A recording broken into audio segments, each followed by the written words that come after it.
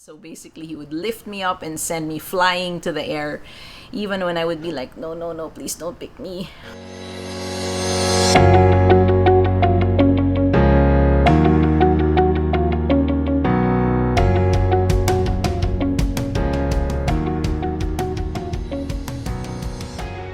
Hi everyone, welcome back to our channel. So today I am doing a lot of introspection, and I remember the days that I was I was literally forced into judo class back in college days because there was no other available PE class, and it was a requirement that you had to have a certain number of units, and so I found myself stuck in judo class. Now, many years later, I realized what a blessing it was to have been stuck in that class. Apart from the lovely friends that I made, and I'm still in touch with a couple of them, I realized much later on the 5 very important lessons that I learned because I was in judo.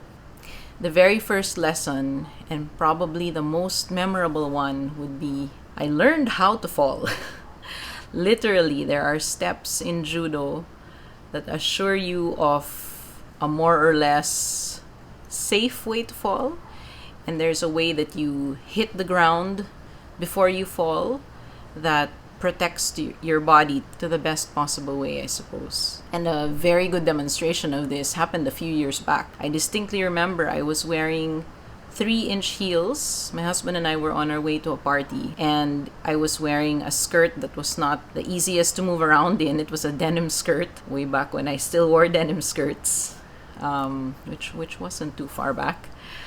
And right when I had opened the car door, beside where my foot was supposed to land was a rock this huge, and I can still recall the tip of my heel collided with the top of that rock, and it sent me to the pavement, basically. And had I not had that judo class, I would have really struggled in that fall. But a voice inside me just said, let go, let it happen. And because of that, I leaned into the fall, and I escaped with just a little bit of grazed skin, dirty knees, and that's it. It could have been a really bad accident. I could have broken something and not have been able to make it to the event, to the party. And as I was falling, it was so interesting because you know how when things are happening that you are unprepared for, they tend to happen, at least in my mind, in a kind of slow motion process. So I'm really grateful. I knew I had that back memory to rely on during that very unexpected moment that could have played out very, very differently. The second thing would be to just trust the process. Back when I was 1,000,000 pounds lighter, our judo coach loved to use me as as a demo person. So basically, he would lift me up and send me flying to the air, even when I would be like, no, no, no, please don't pick me. I was like, oh no, there's no use fighting this. And before I knew it, I would be in the air screaming, and then I would hear the sound of myself colliding with the judo mat. And it really teaches you about being open to very, very surprising moments like that, where you are caught off guard, but you just trust the process. You go with the flow.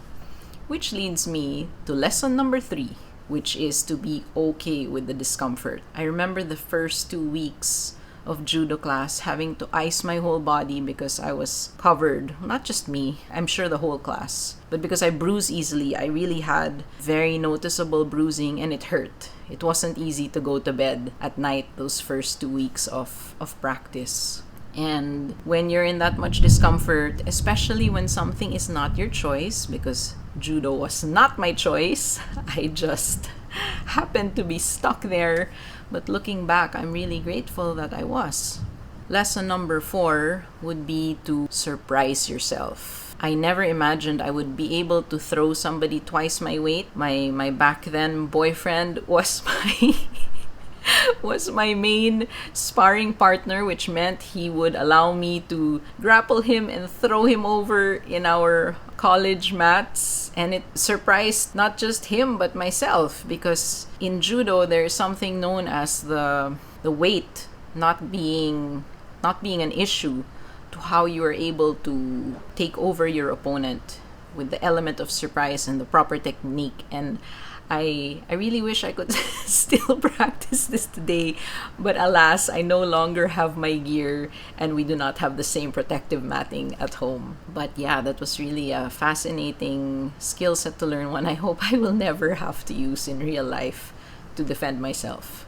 And lesson number 5, perhaps one of the most important, would be how to accept defeat. I was not the strongest judo person there was, and when we would have our one-on-one battles or matches, I don't even remember what the proper term is, I remember feeling like a defeated lizard just waiting for it to be over, because I knew the strategies already of the people that I would normally come against, because we were always categorized based on our weight to make it as fair as possible. So knowing how to accept defeat gracefully is just as important as knowing how to celebrate that victory when you have it. In fact, I think defeat teaches us so much more about life survival skills than victory does. And it was just nice to reminisce on this very gloomy day and to be able to share this with people that I hope